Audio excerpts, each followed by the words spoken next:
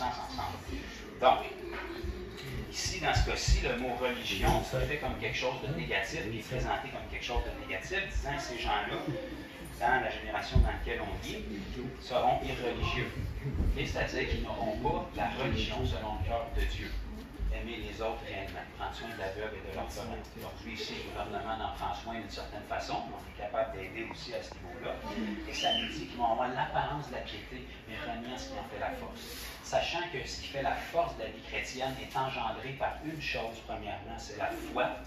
Ça va de soi que Jésus a dit, lorsque le Fils de l'homme va revenir, est-ce qu'il va trouver la foi sur moi? La chose qui va être le plus dure sur du moyen et long terme, c'est de conserver votre foi et de continuer à la vivre extérieurement, parce que la persécution, vous devez déjà le savoir, elle ne viendra souvent pas de l'externe, mais de l'interne. Les gens qui devraient vous appuyer, les gens qui devraient vous soutenir, les gens qui devraient se joindre à votre cause, les gens qui devraient être des forces d'impact avec vous, vont se revirer contre vous. Pourquoi? Parce que votre foi va produire un changement dans votre vie, et ça va vous confronter. Puis la chose qu'un chrétien ne peut pas se faire dire, c'est qu'il est incrédule. Dis-moi pas que je ne crois pas, mon frère. Je crois de toutes mes forces. Je comprends ce que tu me dis, je suis convaincu que tu crois de toutes tes forces. Mais ça ne veut pas dire que tu crois pour autant. Okay? Même que tu crois de toutes tes forces, tu peux être incrédule pareil. Le simple fait que tu crois de toutes tes forces démontre que tu n'as pas compris vraiment c'était quoi de la foi. Okay? La foi, ce n'est pas quelque chose que tu fais, puis face à une situation, tu cherches un peu, tu dis « Oh, tiens, j'ai ma foi pour ça. » Non, la Bible nous dit le juste vivra par la foi. Ce n'est pas un outil dans ton corps que tu cherches quand tu fais face à une épreuve. Là. Le juste vivra par la foi. Habakkuk 2,4, Romains 1,17, Galates 3,11, Hébreux 10,38. Fait qu'il doit y avoir quelque chose là-dedans pour que le Seigneur répète le même passage de la foi. Mon juste vivra par la foi. Ça veut dire que c'est un état. Ce n'est pas quelque chose qu'on essaie ou un outil qu'on transporte. C'est un état de foi, parce que sans la foi, c'est impossible de lui être agréable. Donc, pour constamment être agréable à Dieu, on doit vivre par la foi dans tout ce qu'on fait. Et c'est ça, en réalité, qui donne la force à notre piété. Okay? Toutes les religions du monde sont pieuses. Ils ont une forme de piété envers leur Dieu ou l'entité dans laquelle ils croient. Okay? Mais il n'y a pas vraiment de force là-dedans parce que leur Dieu n'existe pas.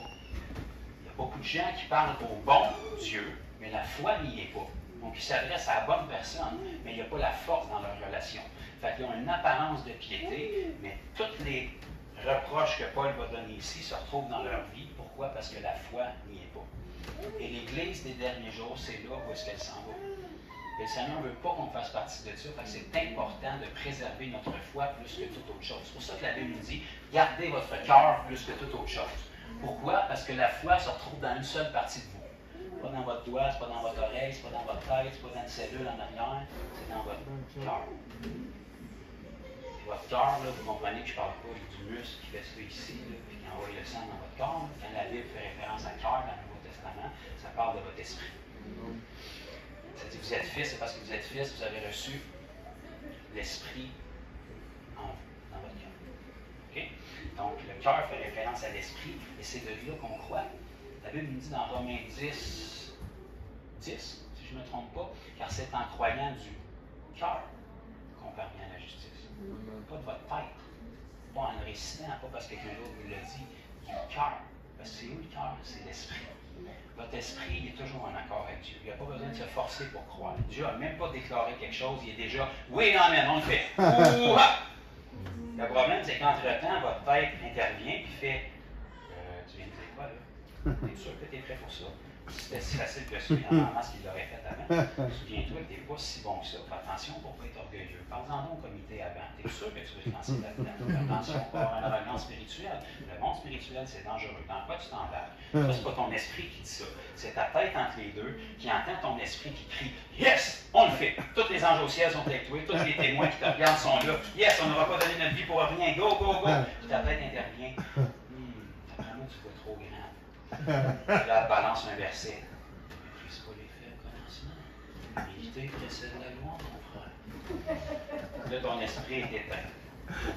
C'est le seul endroit où la foi est éteinte. Là, tu as un problème. Tu es divisé en dedans de toi-même.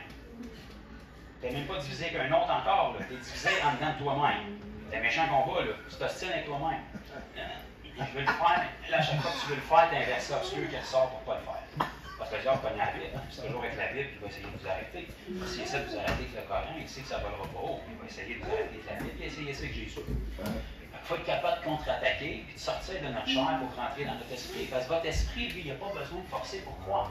Il s'est levé un matin, il croyait. C'était une nuit pendant que vous dormiez, il croyait. Il se réjouissait en parfaite présence de Dieu. Votre esprit ne sera pas plus heureux dans 10 000 ans qu'il est aujourd'hui. Devant le trône de gloire, lorsque vous allez voir le Seigneur sur son trône avec le plancher de saphir en tour, parce qu'il n'y a rien d'assez solide pour tenir sa présence, ça prend quelque chose comme ça pour le soutenir, avec les séraphins qui sont là, avec le paquet de on se demande que ça mange en hiver, ces Lévites-là, tous les anges qui sont là, puis tous les saints qui nous ont précédés, puis on va voir peut-être Adam et Ève dans cette histoire-là, puis on va voir Paul, puis on va voir nos maisons, puis on va voir les rues pavées d'or, puis on va se dire, merde, c'est bien plus lisse ici qu'à Saint-Calix, les chemins. On va être ça pour l'éternité. Votre esprit, là, va être dans le même état à ce moment-là qu'il l'est aujourd'hui. Votre esprit, là, lui, il est tout le temps obéissant. Il est tout le temps prêt.